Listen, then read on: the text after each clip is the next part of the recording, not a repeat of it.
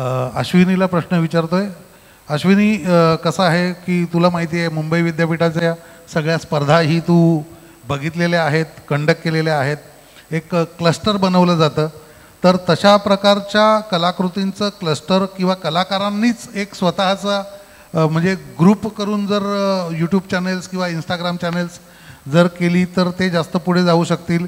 की आता जसं प्रियांकाजींनी सांगितलं की आपण जास्तीत जास्त जसा देश प्रगती करत जातो किंवा जसं पुढे पुढे आपण जातो, परंतु बरेच कला प्रकार असे आहेत की तुम्हाला जेवढं मागे जाता येईल, बरोबर आहे ना, तर खास करून लोकसंगीत, लोकनृत्य किंवा लोककला हे जे प्रकार आहेत, तर त्याच्यामध्ये खास करून गुरुशिष्य परंपरा आहेत.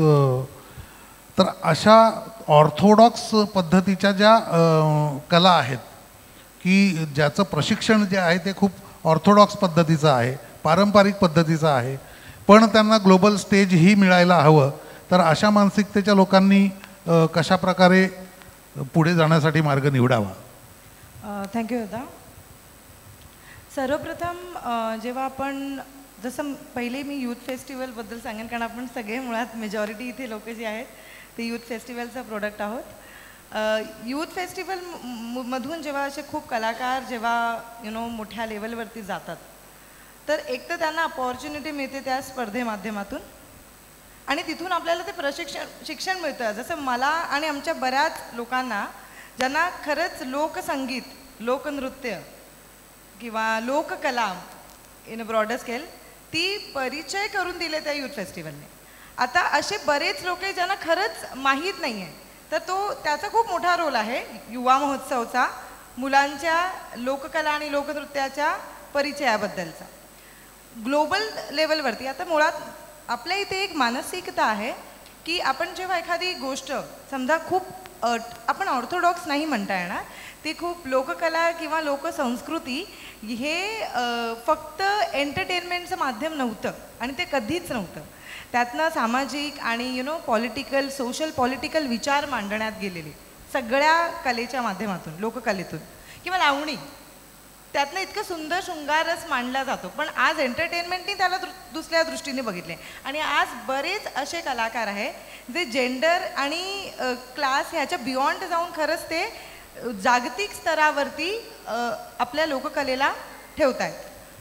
तर मुळात भारतात एकंदरीत मी हा एक विचारधारा बघितली मीही, की आपण जेवढं लोकसंगीत किंवा लोकनृत्याबद्दल बोलतो, लोककलेबद्दल, तेवढं त्यांना ती लोक म्हणजे विचाराने मागासवर्गीय वाटतात कि तुम्ही काय, तू कितनी ओल्ड, कितना पुराने ज़माने की बात करी, कौन सुनता है आजकल लोकसंगीत कोण. म्हणजे मी जेव्हा माझ्या मित्रमैत्रिणींना कारण आपण यूथ फेस्टिवलमुळे इतकं एक्सपोजर मिळालं आहे की मी आता जेव्हा बिट्स पिलानीमध्ये जाते तेव्हा मी माझ्या मराठी किंवा त्याच्या व्यतिरिक्त बाकी कल्चरच्या लोकांशी मी बोलते. कशामुळे?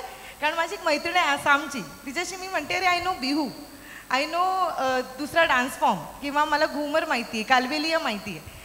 हा जो प्रकार आहे तो मला मुळात विद्यापीठाने किंवा युवा महोत्सवनी दिला. पण जेव्हा आपण हे मेनस्ट्रीममध्ये म्हणतो तेव्हा आपल्याला मागास विचारांनी म्हणतात.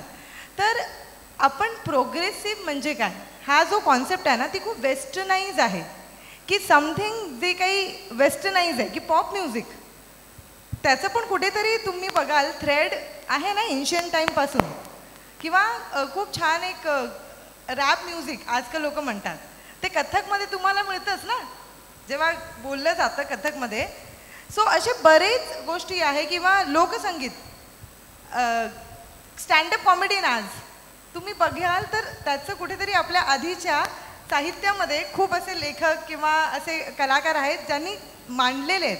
तर कधी ना कुठे ॲज अ रिसर्चर म्हणून मी सांगते की मागे जाणं खूप महत्त्वाचं आहे. आज अल्टिमेटली जेव्हा सस्टेनेबिलिटीचं आपण बोलतो तेव्हा मागेच जातो.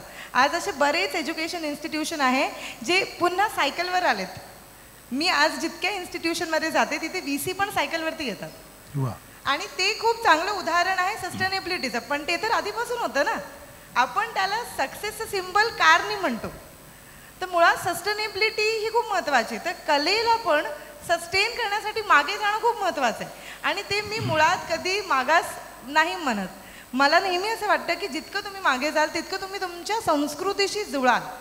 मी मुळात अमराठी आहे, माझं ओरिजिन UPचं आहे, पण मी मराठी माध्यमात शिकली आहे आणि त्या भाषेने त्या संस्कृतीने मला घडवलं.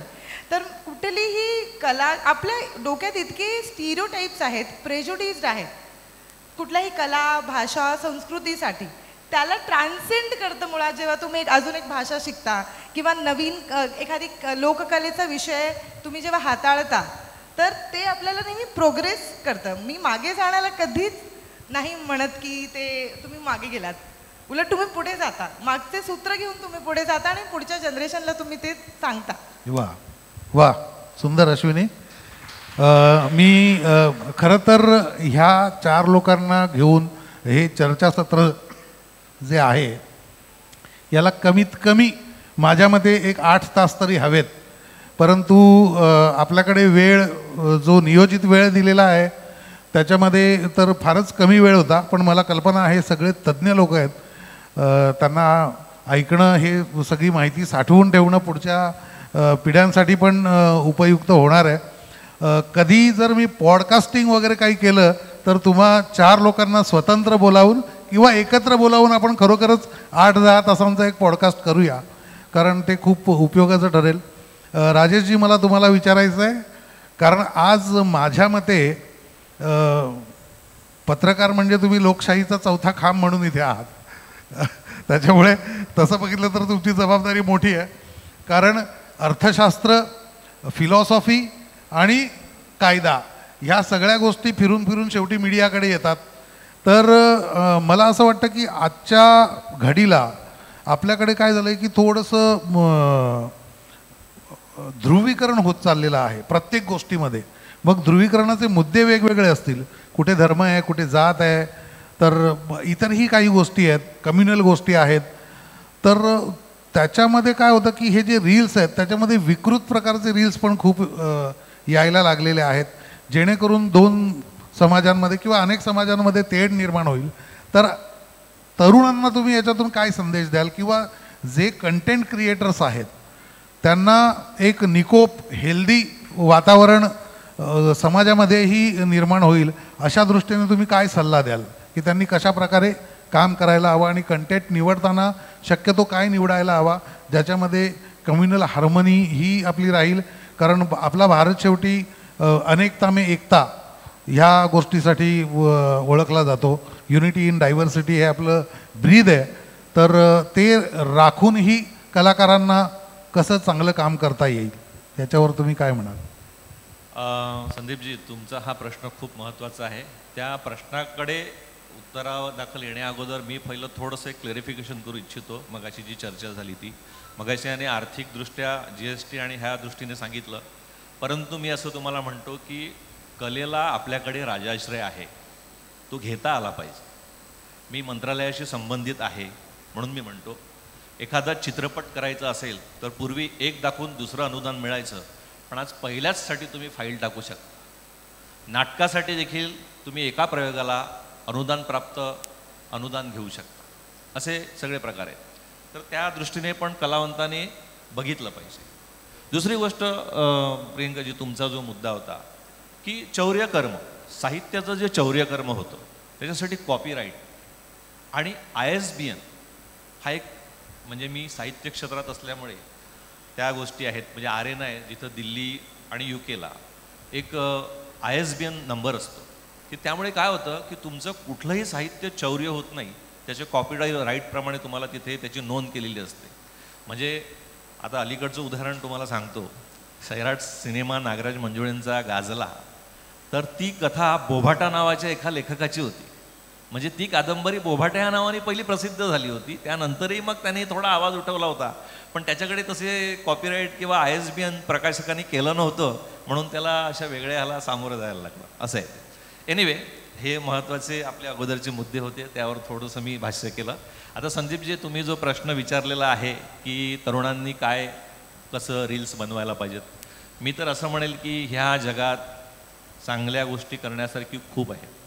तुम्ही काय करता ह्यावर तुम्हाला अगदी चांगल्या अगदी तुम्ही, मला तर असं म्हणायचं आहे की तरुणांनी ह्या रील्स बनवण्या अगोदर आर्ट फिल्म काय आहेत किंवा काय कलात्मक आहे किंवा काय आपल्या समाजाला रुचेल ह्याचं जर अवलोकन केलं चांगल्या पद्धतीने, तर मला वाटतं चांगल्या संस्कृती असलेल्या काही रील्स आणि इतर गोष्टी आपण हे तरुण मंडळी जगासमोर मांडू शकतील असं मला वाटतं. पण एकाने केलं म्हणून दुसऱ्याने करायचं म्हणून तो काहीतरी करतो आहे, मग कुठेतरी तो रस्ता अडून व डान्सचा कुठेतरी तो रील करतो आहे किंवा ट्रेनमध्ये उतरताना काहीतरी असं रील्स बनवत आहे. अरे तुम्हाला सबस्क्राईब किंवा चाहते असतात, परंतु म्हणजे त्या ह्याला दर्जा नसतो. म्हणजे मला असं म्हणायचं आहे की तरुणांनी कोणतंही रील्स बनवताना किंवा व्हिडिओ बनवताना तो दर्जाहीन बनवून दर्जा असलेला बनवावा, तरच ती चांगल्या लोकांच्या म्हणजे मनात पकड. त्याच्यामध्ये एक आयडिओलॉजी थोडीशी जपली पाहिजे. नक्कीच. ह्याच्यात काय होतं तुम्हाला सांगतो की समाजमन जे असतं, बऱ्याच वेळा काय होतं की कोणाचं तरी लग्न आहे, मग ते सांगतात आम्हाला मावळ्याच्या वेशात बाहेर आम्हाला द्वारपाल पाहिजेत. तर हे कलाकारांनी खरं तर ठरवायला पाहिजे की मावळ्यांची एक डिग्निटी आहे, ते तुम्ही असं कुठल्या तरी प्रवेशद्वारावर ठेवणं चुकीचं आहे. बरोबर. तर अशा प्रकारे माझं म्हणणं की आयडिओलॉजी जर फर्म असेल, पण बऱ्याच वेळा काय होतं की जे मागणी केलं जातं ते पुरवण्याच्या अट्टहासापायी, कारण कुठेतरी पैशांचं गणित असतं, पण प्रत्येक वेळी आपली अस्मिता तेथे पणाला लागते. हे कलाकाराला समजेपर्यंत कलाकाराचं आकलन शक्ती असेलच असं नाही आहे. तर त्याच्यासाठी म्हणजे मीडियाच्या माध्यमातून काही एखादी जनजागृती अभियान किंवा काही असं मंत्रालयाच्या माध्यमातून आपण राबवू शकतो का? असे म्हणजे आपण काय करावं ह्याचे प्रशिक्षण वगैरे पण आपण घेतो. म्हणजे मीडियाचे, म्हणजे लोकशाहीचा चौथा आधारस्तंभ आपण मीडियाला म्हणतो, आता मगाशी तुम्ही म्हटल्याप्रमाणे. पण असे वृत्तपत्र समूहामार्फत, म्हणजे तुम्ही आत्ताच जर अलीकडे पाहिलं असेल तर लोकसत्ता एकांकिका हा कंटेंट तुम्ही आता पाहिला असेल की लोकसत्ता एकांकिका चांगल्या पद्धतीने घेतं. त्याच्यात दर्जाहीन असं काहीच नसतं, चांगलं असतं. तर अशा पद्धतीने मीडिया पुढाकार घेऊन अशा सगळ्या गोष्टी करतं. त्या फक्त आकलन करायला हव्यात तरुणांनी आणि त्या घ्यायला पाहिजेत विचारात, असं मला वाटतं. हरकत नाही. सर्व तज्ज्ञांचं खूप खूप धन्यवाद. आपल्याकडे वेळ कमी असल्यामुळे खरं तर मी हा परिसंवाद आटोपता घेतोय. मला आणि उपस्थित सर्वांना ऐकायलाही आवडलं असतं, पण हरकत नाही. तुम्ही आज आमच्या विनंतीला मान देऊन येथे आलात, आपले अमूल्य मत येथे प्रदर्शित केलं, जेणेकरून खास करून तरुणी ज्या आहेत, कलाकार आहेत, कंटेंट क्रिएटर्स आहेत, यूट्यूबर्स आहेत, इंस्टाग्रामर्स आहेत, तर त्यांना ह्याच्यामधून एक या परिसंवादामधून एक चांगलं मार्गदर्शन मिळेल अशी अपेक्षा करतो. आणि हा परिसंवाद येथे संपला असं मी जाहीर करतो. खूप खूप धन्यवाद. थँक्यू. राहुल हे करा, आटपून घ्या.